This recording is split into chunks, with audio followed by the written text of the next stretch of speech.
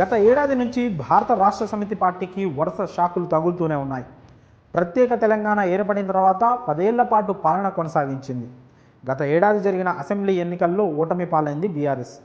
ఇది చాలదన్నట్లు ఇటీవల జరిగిన పార్లమెంట్ ఎన్నికల్లో ఒక్క ఎంపీ స్థానం కూడా గెలుచుకోలేకపోయింది. అయితే ప్రజా తీర్పును తాము ఎప్పటికీ గౌరవిస్తామని పార్టీ అధినేత కేసీఆర్ అన్నారు.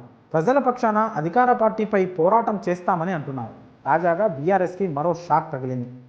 పార్టీ కార్యాలయాన్ని కూల్చివేయాలంటూ హైకోర్టు ఆదేశాలు జారీ చేసింది.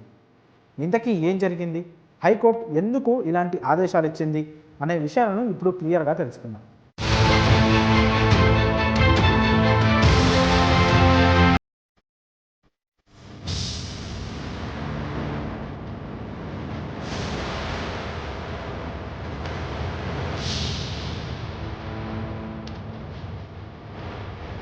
నల్గొండలో ఉన్న బీఆర్ఎస్ పార్టీ కార్యాలయాన్ని కూల్చివేయాలని హైకోర్టు ఆదేశించింది. ఇందుకోసం 15 రోజుల గడువు కూడా విధించింది. అంతేకాదు బీఆర్ఎస్ పార్టీకి ₹1,00,000 జరిమానా కూడా విధించింది.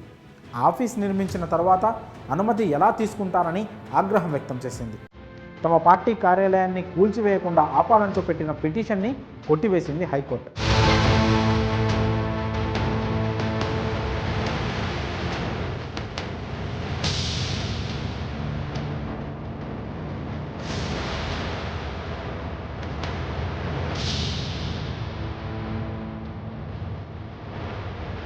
నల్గొండ టౌన్లో హైదరాబాద్ రోడ్డు పక్కన ఉన్న భూములకు విపరీతమైన డిమాండ్ రేటు ఉంది. ఇక్కడ ఆగ్రోస్ ఇండస్ట్రీకు చెందిన భూమిలోని ఎకరా స్థలాన్ని నాటి బీఆర్ఎస్ ప్రభుత్వం అధికారంలో ఉన్నప్పుడు ఏడాదికి కేవలం ₹100కే లీజుకు తీసుకుంది. అక్కడ బీఆర్ఎస్ కార్యాలయాన్ని నిర్మించింది.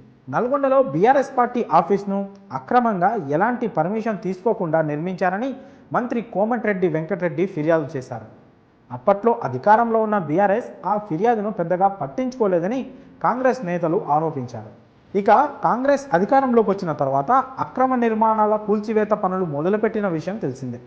హైదరాబాద్లో ఇప్పటికే హైడ్రా పేరు చెబితే కబ్జాదారుల గుండెల్లో రైళ్లు పరిగెడుతున్నాయి. ఈ క్రమంలోనే అక్రమంగా కట్టుకున్న బీఆర్ఎస్ పార్టీ కార్యాలయంపై మంత్రి కోమటిరెడ్డి వెంకటరెడ్డి ఫోకస్ పెట్టారు. ఆ కార్యాలయాన్ని కూల్చివేయాలని ఆగస్టు 11 వరకు అధికారులకు డెడ్లైన్ పెట్టిన విషయం తెలిసిందే.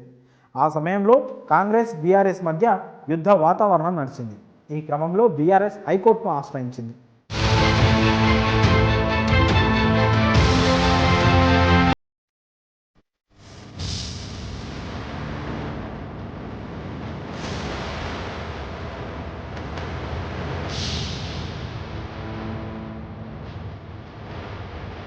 బీఆర్ఎస్ కార్యాలయాన్ని రెగ్యులర్ చేసే విధంగా మున్సిపల్ శాఖ అధికారులకు ఆదేశాలు ఇవ్వాలని హైకోర్టులో పిటిషన్ దాఖలు చేసింది.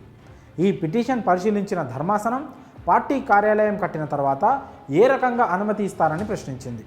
కట్టక ముందు అనుమతి తీసుకోవాలి, కానీ కట్టిన తర్వాత ఎలా అనుమతి తీసుకుంటారంటూ హైకోర్టు ప్రశ్నించింది. 5 రోజుల్లో పార్టీ కార్యాలయాన్ని కూలగొట్టాలంటూ మున్సిపల్ అధికారులను ఆదేశించింది హైకోర్టు. మరి ఈ విషయంపై మీ అభిప్రాయాలను కామెంట్స్ రూపంలో తెలియజేయండి.